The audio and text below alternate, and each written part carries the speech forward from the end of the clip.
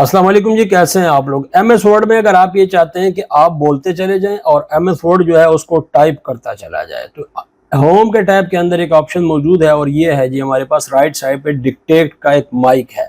आप जैसे ही डिक्टेट के ऊपर क्लिक करते हैं तो एक छोटा सा माइक और ओपन हो जाता है। जब आप इसके ऊपर क्लिक कर देते हैं तो उसके बाद जो कुछ इसकी समझ में आता है वो देखें यहाँ पे लिखना शुरू कर दिया है। अब उर्दू उसको क्या समझ में आएगी, लेकिन वो लिख रहा है, अपनी कोशिश कर रहा है। ठीक है, चले थोड़ी देर के बाद जब ये लिखना बंद करे तो हम इंग्लिश में बोलने की कोशिश करते हैं जी।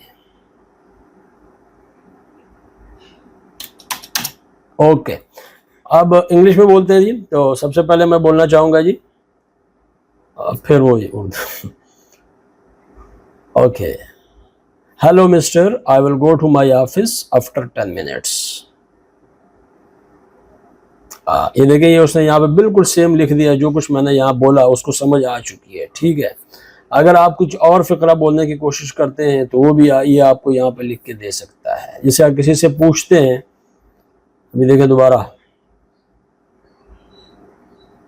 Hello can you hear me, ये देखिए उसने लिख दिया hello can you hear me. Thank you very much for watching.